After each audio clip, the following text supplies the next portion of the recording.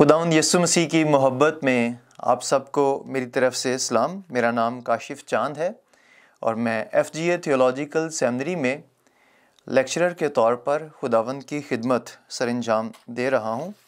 आज हम किताब मुक़द्दस में से अपनी रहनुमाई के लिए मत्ती रसूल की मार्फत लिखा गया इंजीली बयान 26वां बाब उसकी 36वीं आयत से शुरू करके 46वीं आयत तक खुदा के कलाम में से पढ़ेंगे। ये वो वाक़या है जहाँ पर खुदावंद यीशु मसीह के बारे में ज़िक्र है कि खुदावंद यीशु मसीह निहायत बेकरार थे, गमगीन थे और अपने दोस्तों के साथ इस बेकरारी का इजहार कर रहे थे। और आज हम सीखेंगे जब हम बेकरार होते हैं, जब हम गमगीन होते हैं, तो क्या किया जाए कि हमारी बेकरारी और हमारी गमगीनी में हमें हिम्मत मिल जाए, हमें दिलेरी मिल जाए। किताब मुक़द्दस में मरकूम है, उस वक्त यीशु उनके साथ गेतसेमनी नाम एक जगह में आया और अपने शागिर्दों से कहा, यहीं बैठे रहना जब तक कि मैं वहाँ जाकर दुआ करूँ। और पतरस और जब्दी के दोनों बेटों यानी यकूब और यूहन्ना को साथ लेकर गमगीन और बेकरार होने लगा। उस वक्त उसने उनसे कहा, मेरी जान निहायत गमगीन है, यहाँ तक कि मरने की नौबत पहुँच गई है। तुम यहाँ ठहरो और मेरे साथ जागते रहो। फिर ज़रा आगे बढ़ा और मुंह के बल गिरकर यूं दुआ की कि ऐ मेरे बाप, अगर हो सके तो ये प्याला मुझसे टल जाए, तो भी ना जैसा मैं चाहता हूँ बल्कि जैसा तू चाहता है वैसा ही हो। फिर शागिर्दों के पास आकर उनको सोते पाया और पतरस से कहा, क्या तुम मेरे साथ एक घड़ी भी ना जाग सके? जागो और दुआ करो ताकि आजमाइश में ना पड़ो। रूह तो मुस्तैद है मगर जिस्म कमज़ोर है। फिर दोबारा उसने जाकर यूं दुआ की कि ऐ मेरे बाप, अगर ये मेरे पिए बगैर नहीं टल सकता तो तेरी मर्ज़ी पूरी हो।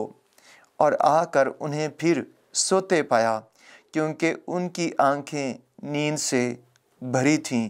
और उनको छोड़कर फिर चला गया और फिर वही बात कहकर तीसरी बार दुआ की। तब शागिर्दों के पास आकर उनसे कहा, अब सोते रहो और आराम करो।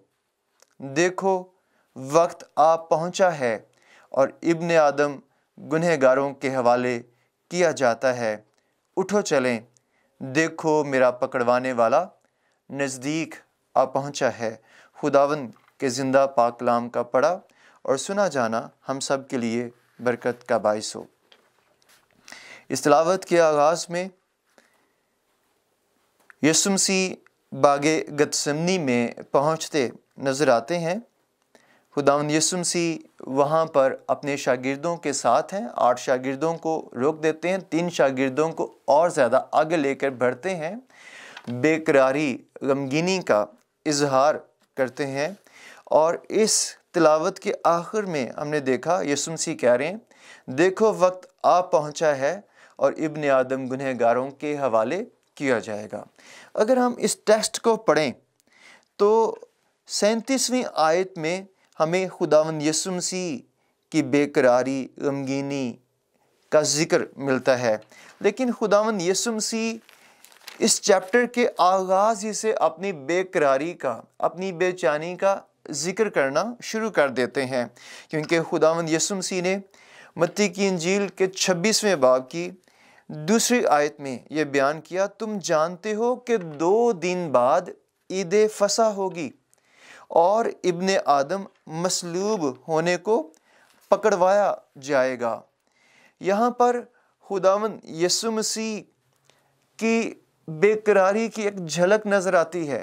खुदावंद यीशु मसीह बेचैन हैं और साथ साथ अपने शागिर्दों का ज़हन तैयार कर रहे हैं कि मेरे साथ क्या कुछ पेश आने को है, ताकि जब یہ سب کچھ وقوع میں آئے تو شاگرد اس کو ناگہان آفت سمجھ کے وہ بے چین ہو کے وہ بالکل اضطرابی میں مبتلا نہ ہو جائیں۔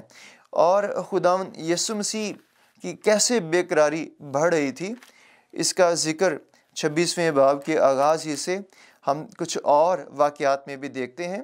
جب ہم 6 آیت سے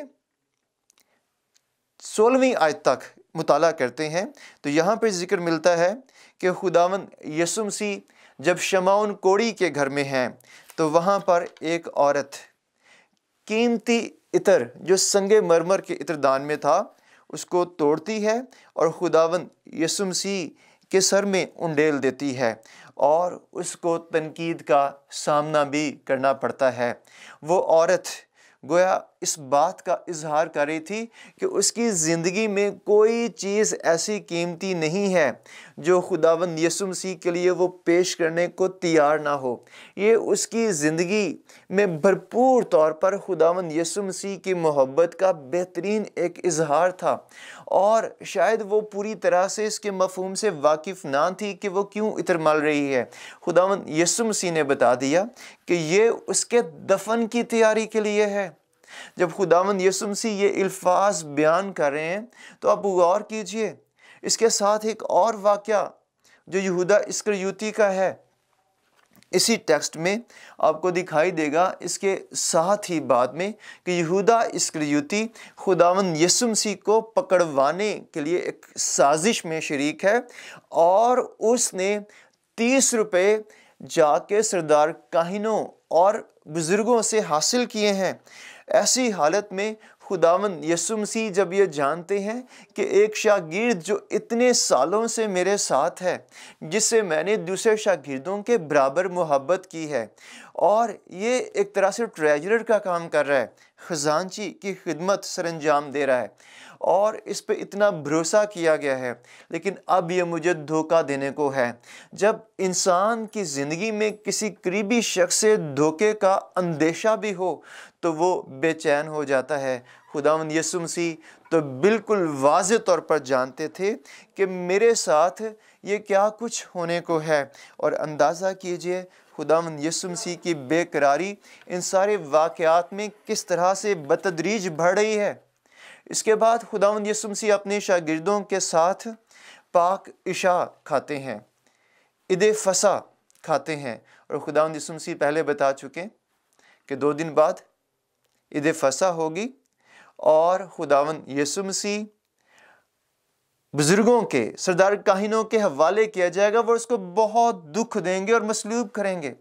در حقیقت خداوند یسوع مسیح پہلے بتا چکے کہ فصح کا مفہوم بے عیب برے کو ذبح کرنے سے پورا ہونے کو ہے، وہ جس کا ایک عکس کئی صدیوں سے تمہیں دکھائی دے رہا ہے، وہ قربانی ہونے کو ہے، وہ حقیقی فصح ہونے کو ہے۔ اور خداوند یسوع مسیح جانتے تھے کہ اس فصح پر وہ خود اپنی قوم کے لیے اور پوری دنیا کے لیے جان دینے والے ہیں، اور خداوند یسوع مسیح نے یہاں پر اظہار کیا کہ میں اپنے خون کے وسیلے سے تمہارے ساتھ ایک نیا عہد باندھتا ہوں۔ جب خداوند یسوع مسیح یہ ساری باتیں کہہ رہے تھے تو وہ جانتے تھے کہ صلیب پر اور صلیب کا دکھ سہنے سے پہلے کس قدر اس کی حقارت کی جائے گی، اس کو کس قدر تذلیل کی کیفیت سے گزرنا پڑے گا۔ اور خداوند یسوع مسیح اس سارے واقعات میں بے چینی اور اضطرابی کا ایک طرح سے اظہار کرتے ہیں۔ پھر جب شاگردوں سے ذکر کرتے ہیں کہ میں دکھ اٹھانے کو ہوں اور تم مجھے چھوڑ جانے کو ہو، شاگرد باری باری سے بڑے دعوے کے ساتھ کہتے ہیں، کیا خداوند ہم تجھے ہرگز نہیں چھوڑنے کو، ہمیں تیرے لیے جان بھی دینی پڑے تو ہم حاضر ہیں۔ اور پطرس وہ کہتا ہے، خداوند مینوں انہاں دا تے نہیں پتا، لیکن میں اپنے بارے اے خداوند میں اظہار کرنا چاہنا، میرے بارے اے خداوند اعتماد رکھ کہ میں تینوں ہرگز نہیں چھڑنے لگا، مجھے تیرے ساتھ مرنا بھی پڑے تو بھی تیرا انکار ہرگز نہ کروں گا۔ سبھی شاگردوں نے پھر لکھا ہے کہ اسی طرح سے باتیں کی ہیں اور خداوند یسوع مسیح کے ساتھ وفا نبھانے کا عہد کیا ہے، عزم کا اظہار کیا ہے۔ اس کے بعد خداوند یسوع مسیح یروشلم سے نکلتے ہیں، قدرون کے نالے کے پار، زیتون کا پہاڑ بھی کہا جاتا ہے اس کو، ایک انجیل میں زیتون کے پہاڑ کا ذکر ہے، اور یہاں پہ گتسمنی کا ذکر ہے کہ گتسمنی نام ایک جگہ میں آئے۔ یہ گتسمنی نام ایک باغ تھا، یہاں پہ در حقیقت زیتون کا ہوش تھا، یا زیتون کے کولو آپ کہہ سکتے ہیں۔ اور یہاں خداوند یسوع مسیح جب پہنچتے ہیں تو پھر پطرس زبدی کے دونوں بیٹوں سے ذکر کرتے ہیں، میری جان نہایت غمگین ہے۔ خداوند یسوع مسیح اپنی غمگینی کا، بے قراری کا واضح طور پر یہاں پر اظہار کر دیتے ہیں۔ پہلے ہمیں جھلک نظر آتی واقعات میں کہ خداوند یسوع مسیح کا غم ہے، اب یسوع مسیح کے منہ پہ یہ بات آ جاتی ہے کہ میری جان نہایت غمگین ہے۔ اور اگر ہم یوحنا کی انجیل 12واں باب اس کی 27ویں آیت پڑھیں تو وہاں لکھا ہے، میری جان گھبراتی ہے۔ اور ایسی کیفیت میں کیا کیا جائے؟ خداوند یسوع مسیح کہتے ہیں کہ پس میں کیا کہوں؟ گھبراہٹ ہے، غمگینی ہے، بے قراری ہے، اور مسیح کے پاس اس کا کیا حل ہے؟ شاگردوں کے ساتھ اب ذکر کر چکے ہیں، کیا اب بار بار شاگردوں کے ساتھ اس بات کا ذکر کریں، یا ایک فردر سٹیپ لینے کی ضرورت ہے؟ خداوند یسوع مسیح ہمارے لیے باعث تقلید ہیں، اگرچہ انسانوں سے ہم اپنے دکھ کا ذکر کرتے ہیں، لیکن انسانوں کے پاس ہمیں تقویت دینے کے لیے کچھ نہیں ہے۔ چند الفاظ ضرور ہو سکتے ہیں، لیکن ہمیں وہی سٹیپ اپنی بے چینی، بے قراری اور اضطرابی میں اٹھانا ہے جو خداوند یسوع مسیح نے اٹھایا۔ اور خداوند یسوع مسیح نے کیا کیا؟ خداوند یسوع مسیح باپ سے مخاطب ہوتے ہیں۔ اگر ہم متی کی انجیل پڑھیں تو یہاں خداوند یسوع مسیح باپ سے مخاطب ہو کے کہتے ہیں، اے میرے باپ، اگر ہو سکے تو یہ پیالہ مجھ سے ٹل جائے۔ اس کا مطلب یہ پیالہ جو تلچھٹ سمیت پینا تھا، یہ خداوند یسوع مسیح کے لیے بہت تکلیف دہ تھا۔ خداوند یسوع مسیح پہلے سے اس بات کو بھانپ چکے تھے۔ اور تو بھی خداوند یسوع مسیح کی دعا صرف انہی الفاظ پر مشتمل نہیں ہے۔ خداوند یسوع مسیح بیان کرتے ہیں کہ تو بھی نہ جیسا میں چاہتا ہوں بلکہ اے باپ جیسا تو چاہتا ہے ویسا ہی ہو۔ اور اگر یوحنا کی انجیل 12ویں باب کی 27ویں آیت پڑھیں تو وہاں پہ خداوند یسوع مسیح اس طرح سے بیان کرتے نظر آتے ہیں، اے باپ مجھے اس گھڑی سے بچا۔ یہ دعا ہے، لیکن جب ہم دعا کرتے ہیں ہمیں نہ صرف یہ کہنا ہے کہ اے خداوند میں اس تکلیف میں سے نہیں گزرنا چاہتا، بلکہ ہمیں خداوند یسوع مسیح کی طرح یہ کہنا ہے کہ باپ تیری مرضی کیا ہے۔ اور یہاں پہ دکھائی دیتا ہے جب یسوع مسیح کہتے ہیں اے باپ مجھے اس گھڑی سے بچا، تو باپ کی مرضی کی سینس اندر، باپ کی مرضی کا مکاشفہ دل میں۔ خداوند یسوع مسیح نے تو صلیب کے تناظر میں زندگی گزاری تھی، اور کتنے عرصے سے اپنے شاگردوں کے ساتھ صلیب کا ذکر کر رہے تھے، اپنے دکھوں کا ذکر کر رہے تھے۔ اب صلیب سے کیسے بھاگ سکتے تھے؟ اب کیسے باپ سے درخواست کر سکتے ہیں کہ نہیں اے باپ میں صلیب پر نہیں پہنچنا چاہتا؟ یہ در حقیقت ہمارے لیے ایک مثال یسوع مسیح قائم کرنا چاہتے تھے کہ جب ایسی بے چینی، ایسی بے قراری، ایسی غمگینی کی حالت ہو تو ہم کیا کریں؟ خداوند یسوع مسیح نے کہا لیکن میں اسی گھڑی کے سبب سے تو اس جگہ تک پہنچا ہوں۔ اب درخواست ہے اے باپ اپنے نام کو جلال دے، یعنی اے باپ اگرچہ میں نے درخواست کی ہے کہ مجھے بچا، لیکن میں چاہتا ہوں کہ میں وہی کچھ کروں جو تیری مرضی میں ہے، میں وہی کچھ کروں جو تیرے جلال کے لیے بہتر ہے، جو تیری تعظیم کا باعث ہے۔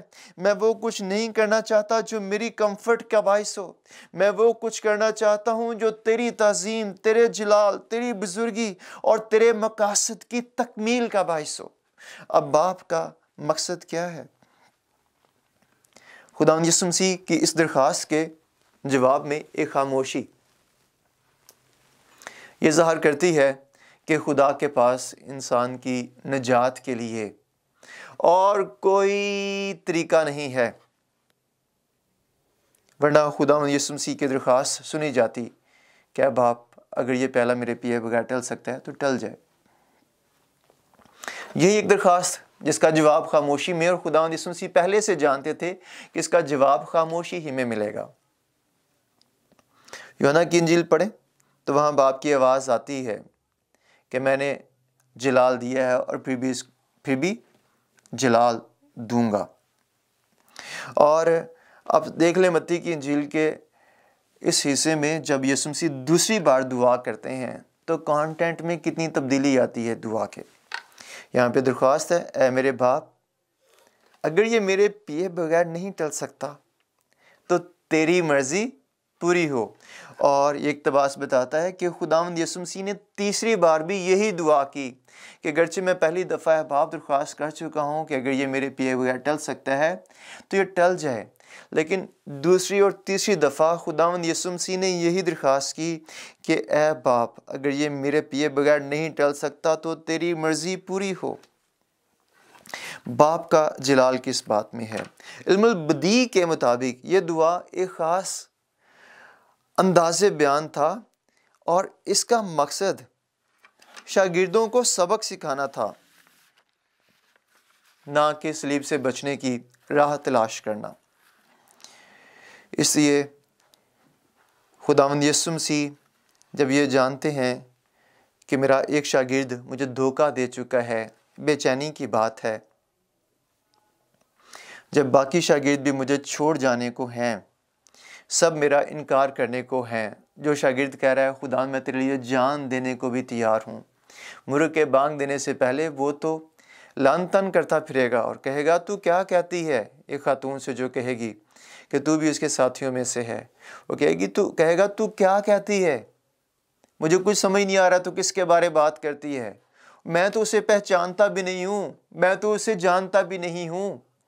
خداوند یسوع مسیح جانتے تھے کہ یہ سب کچھ میرے ساتھ ہونے کو ہے، مجھے باپ کی مرضی کو پورا کرنے کے لیے، مجھے باپ کو جلال دینے کے لیے اکیلے بڑھنا ہے، اور اکیلے بڑھنے کے لیے تقویت خداوند یسوع مسیح نے کہاں سے حاصل کی ہے؟ نہ صرف اکیلے بڑھنے کے لیے، خداوند یسوع مسیح جب گرفتاری دینے والے ہیں، جب خداوند یسوع مسیح کو قیافہ کے پاس لے جا کے ذلیل کیا جانے کو ہے، جب وہاں خداوند یسوع مسیح کی حقارت کی جائے گی، سنہیڈرن جماعت میں پیشی ہوگی، خداوند یسوع مسیح کو مجرم کی طرح کٹہرے میں کھڑا کیا جائے گا، خداوند یسوع مسیح کو ہیرودیس کے پاس، پلاطوس کے پاس، مختلف جگہوں پہ لے جا کے الزامات لگائے جائیں گے، ایک معصوم شخص کی باتوں کو توڑ مروڑ کر پیش کیا جائے گا۔ خداوند یسوع مسیح یہ سب کچھ برداشت کرنے کو ہے کہ میں نے کیا بات کہی ہے اور کس طرح سے بیان کیا جا رہا ہے۔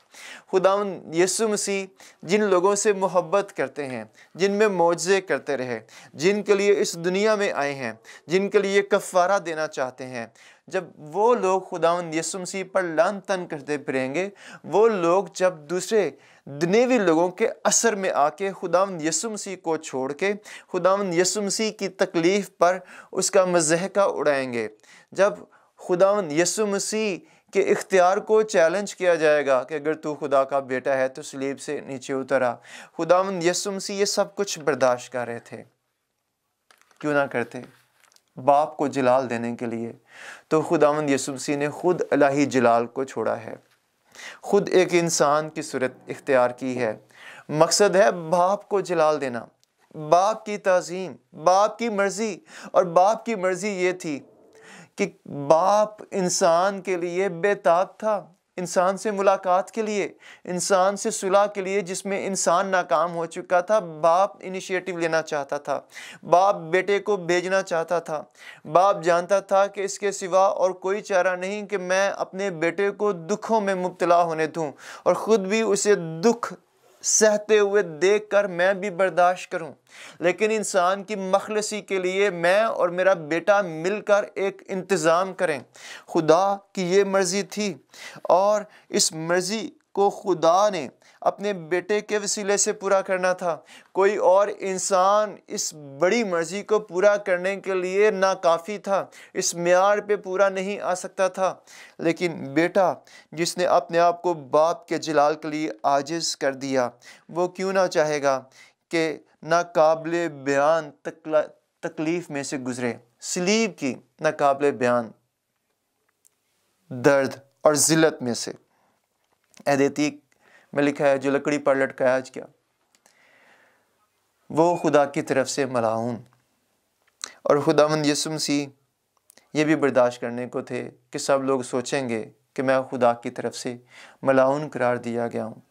लेकिन यीशु मसीह जानते थे कि मैं जब दुख सहूँगा, मैं जब सबके लिए अपनी जान दूंगा, मैं बाप की मर्ज़ी को पूरा करूँगा, तो बाप वफ़ादार है।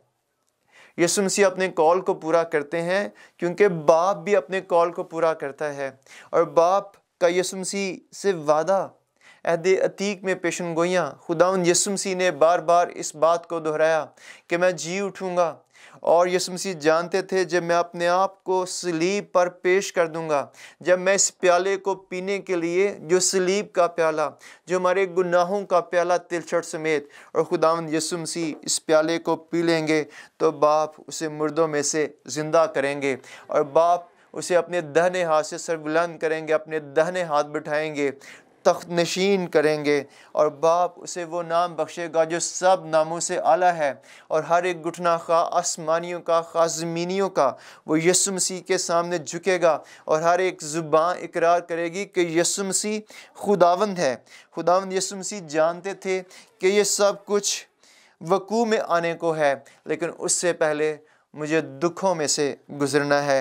यीशु मसीह ने अपने शागिर्दों का भी ज़हन तैयार किया था कि जो राह मैं बता रहा हूँ वो सकड़ा हुआ राह है, वो रास्ता कुशादा है जो जहन्नम की तरफ जाता है, लेकिन जो मेरी राह है, जो ज़िंदगी की राह है, वो रास्ता सकड़ा हुआ है, वो तकलीफ़ दे रास्ता है। और इस बात का मुकाशफा जब शागिर्दों को मिल गया तो वो भी फिर दुआ में ख़ुद को तैयार करते हैं।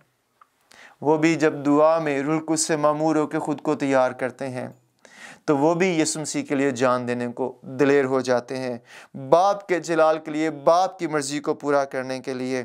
और अगर आप अमाल की किताब 14वां बाब इसकी 22वीं आयत में पौलुस और बरनबास के बारे में देखें तो लिखा है कि वो शागिर्दों के दिलों को मजबूत करते जाते थे। इससे पहले उसको संसार किया गया था पौलुस को, और वो अगली आयत में नज़र आता है शागिर्दों के दिलों को मजबूत करते और ये नसीहत देते थे कि ईमान पर कायम रहो, और कहते थे कि ज़रूर है कि हम बहुत मुसीबतें सहकर खुदा की बादशाही में दाखिल हों। आए अपने ज़हनों को तैयार करें। दुखों को, धोखे को देख के, इल्ज़ामात जब हम पे लगाए जाएं, जब हमें मसाइब का सामना हो, जब वाज़े नज़र हो कि अगला दिन बहुत तकलीफ़ दे है, ये रात बहुत तकलीफ़ दे है, तो कैसे हम बेकरारी और गमगीनी में तक़वियत पाएँ। बाप के हुज़ूर में आएँ, बाप के हुज़ूर में दुआ करें। हाँ, हम कह सकते हैं क्या बाप, क्या इस तकलीफ़ से मैं बच सकता हूँ, लेकिन दुआ का लाजमी जुज़ ये होना चाहिए कि अब बाप जो तेरे जलाल के लिए बेहतर है मैं वो करने को हूँ, मुझे दिलेरी बख्श, मुझे तक़वियत बख्श। फिर आप यीशु मसीह की तरह शागिर्दों से कह सकेंगे, आए फेस करें, देखो मेरा पकड़वाने वाला नज़दीक आ पहुँचा है। खुदावंद यीशु मसीह ने खुद उनको फेस किया और उनसे कहा, शागिर्द जो धोखेबाज था यहूदा से कहा, क्या मियाँ जो काम करने को है कर ले, मैं उसके लिए तैयार हूँ। और बाकी शागिर्द ये सब कुछ देख रहे थे। शागिर्दों ने अगरचे उस वक़्त तो खुदावंद यीशु मसीह को छोड़ दिया, लेकिन यीशु मसीह की नसीहत को याद रखा, जागो और दुआ करो ताकि आजमाइश में ना पड़ो। आए हम दुआ में, जब बेकरारी हो, जब गमगीनी हो, दुआ में ख़ुद को मजबूत करें, खुदा की मर्ज़ी को समझें, कलाम मुक़द्दस की रोशनी में बाप को जलाल देने के लिए ख़ुद को पेश करें। खुदावंद हम सब को इस कलाम के वसीले से बरकत बख्शे।